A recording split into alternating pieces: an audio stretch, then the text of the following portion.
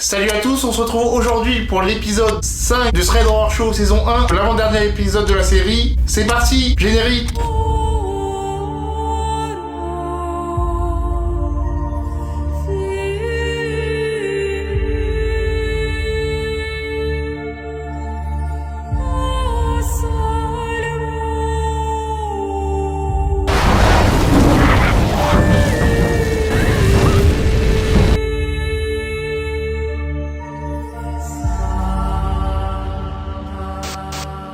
Donc je vais vous raconter l'histoire d'Amy. Amy, elle tenait à partager cette expérience assez perturbante et alertante de son vécu il y a de ça 2 ans. À ce moment-là, Amy avait 17 ans. Elle était inscrite à la salle de sport depuis une bonne année.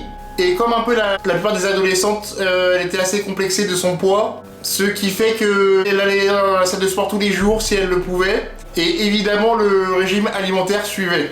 Grâce à son assiduité, Amy a fini par perdre 10 kilos en 7 mois. Et Amy s'entendait bien avec tous les habitués qui venaient à ses horaires après les cours.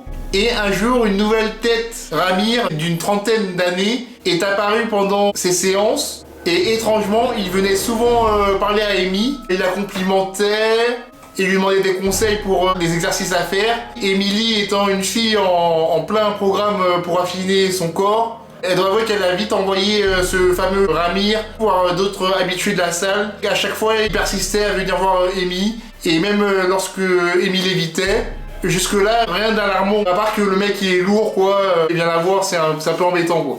Et donc un jour, elle est rentrée particulièrement tard. Et elle s'était attardée parce qu'elle avait passé pas mal de temps sur son portable à discuter avec des amis. Et résultat, c'est la dernière à sortir de la salle de sport. Il n'y avait pas de bus à 22h. Et Emily devait rentrer à pied à environ 35 minutes de marche de chez elle. Donc ses parents, ils avaient l'habitude qu'Emily rentre tard. Et Emily, elle passe devant un arrêt de bus et remarque un homme de l'autre côté du trottoir. Mais à ce moment-là, Amy n'y fait pas plus attention que ça. Toujours occupée sur son portable, elle parlait à ses amis, elle écoutait des messages vocaux, etc.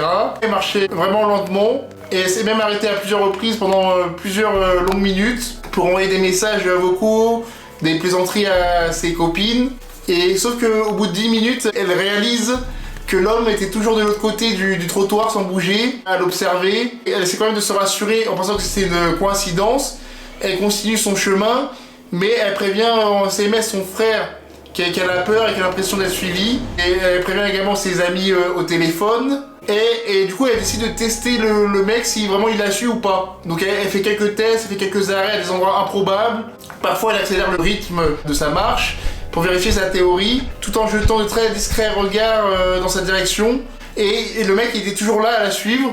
Donc ce qui faisait le plus peur à Emily, c'était qu'elle ne voyait pas très bien de l'autre côté de la rue. Donc les lampadaires étaient seulement de son côté. Et il y a des voitures qui passaient en même temps. Emily perdait parfois de vue le mec en question. Et l'homme était habillé en noir, les mains dans les poches. Et du coup là, Amy elle commence à paniquer. Il restait encore une quinzaine de minutes avant qu'elle arrive chez elle. Et il y avait un restaurant sur son chemin à environ 3 minutes de marche. Paniquée, Emily elle commence à marcher rapidement tout en continuant à faire semblant d'envoyer des messages vocaux à ses amis. Elle essaie de paraître normale. Elle ne voulait pas non plus courir pour pas que le mec ait une réaction bizarre ou quoi. Dans le message vocaux, Emily elle disait « Ah, il se fait tard, faut que je me dépêche, mes parents ils vont gronder ». Il y avait de grandes chances à ce moment-là que le mec l'ait écouté tout ce temps pendant que Emily faisait ses faux vocaux. Et les minutes qui passent semblent durer une éternité. Mais Emily elle arrive finalement au resto. Et du coup elle rentre à l'intérieur du restaurant, elle explique la situation aux employés. Ils acceptent de la garder quelques instants. Et Emily à ce moment-là elle observe à travers la vitre. Et l'homme il se tient toujours sur le trottoir observant le restaurant. Et il a ces 10 bonnes minutes avant de partir. Et les jours et semaines qui suivent, Emily elle s'assure de ne plus manquer les derniers bus. Et décide même de changer ses itinéraires et ses horaires pour rentrer. Et du coup, elle préfère maintenant venir plus tôt à la salle de sport et partir plus tôt.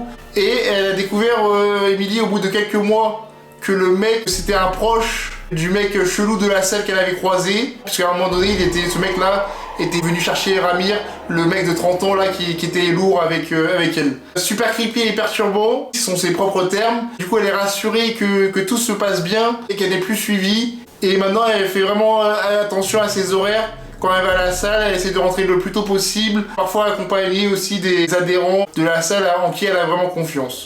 Donc voilà pour l'histoire d'Emily.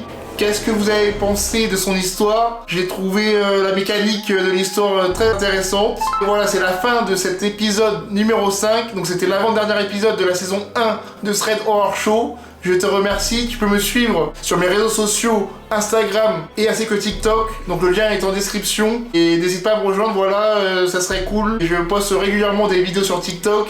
Et sur Instagram, tu peux voir mes photos et tournages en avance. Donc voilà, je te dis à la prochaine pour une prochaine vidéo. Le dernier épisode de Thread Horror Show saison 1. Allez, salut!